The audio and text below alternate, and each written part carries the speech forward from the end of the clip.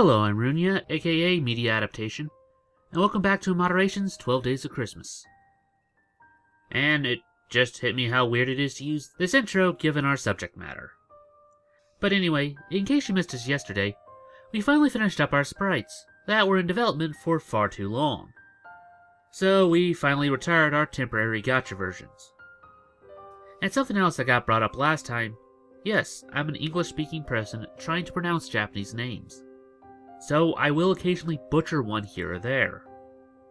I will try my best in the future to minimize this, but just a heads up in case I do slip down the line.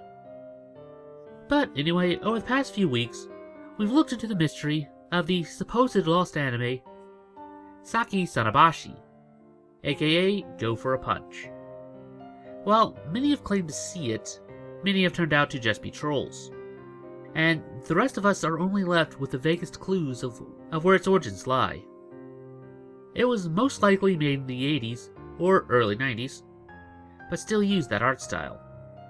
A group of girls, normally believed to be 4, although the original post claimed it to be upwards of 9, all had neutral colored hair, and one of them was a blonde to the point of her hair looking white. The strange thing of going back and rereading the original post from 2015 was there was no mention of the name Saki Sanobashi. It was a suggestion made by a different user down the line, but it got no response. And for some reason, that name kinda stuck. With the recent collapse of the Discord on this topic, information that wasn't just stuff made up by trolls is hard to come by. So we set out to try and research as much as we can, and try to weed out as many names as possible. So we've taken a bunch of your suggestions, and here are our results for this week. And our first one is Angel's Egg, which came out in 1985.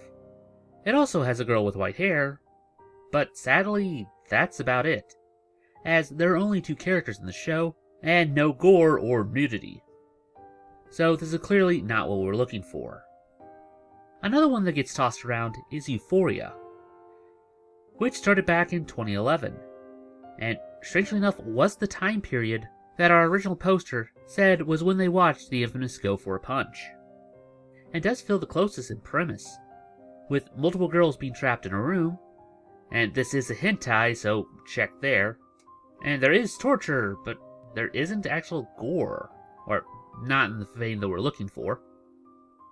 There also is one guy among them, and it is clearly a modern anime, using the digital art style.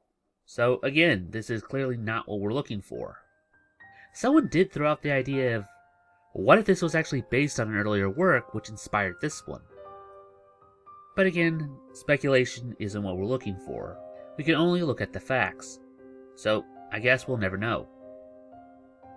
Another one that popped up on the Discord was called Hanto ni Ata Gaku Kaden, which was made in 1996, and was heavily used by trolls, because of one character having white hair.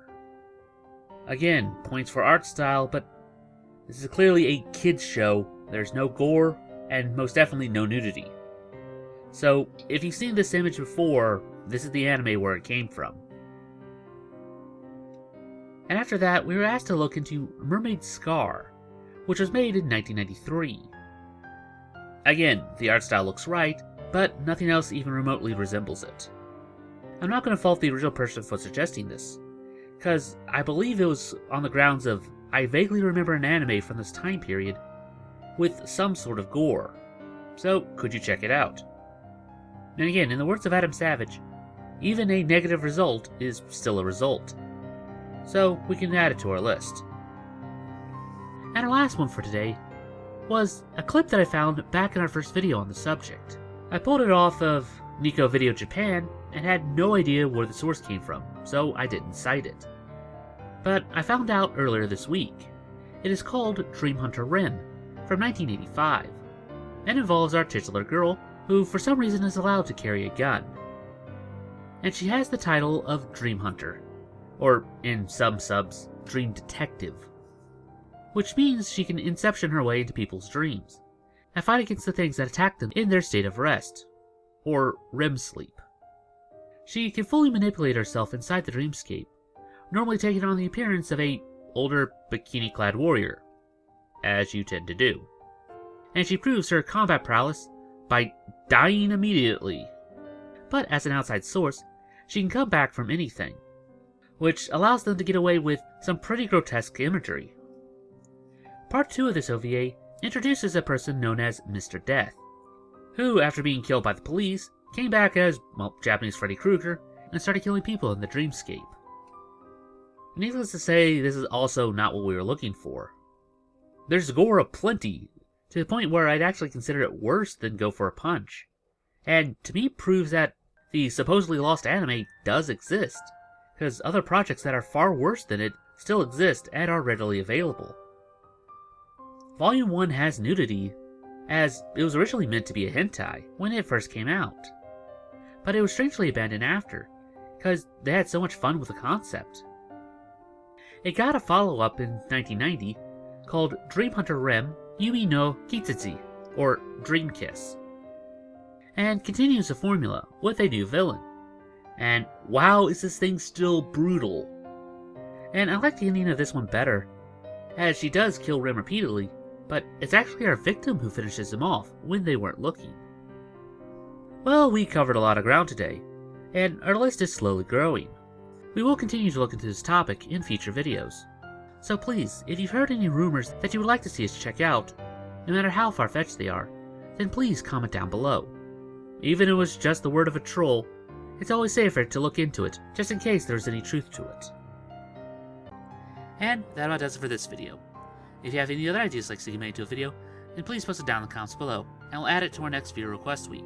It's now time for the part of the show where we ask you to help us appease the YouTube algorithm by dropping a like, share, or comment. It helps out much more than you'd think. And if you haven't subscribed yet, then it's very much appreciated. And if you'd like to support this channel, then please visit our Patreon. Link will be down in the description below. Even if you can't give a lot, every little bit helps. And I guess I'll see you in the next one. Anyway, I'm Runya. And I'm Ada. Reminding you to take life in moderation. Weep not, poor children, for life is this way.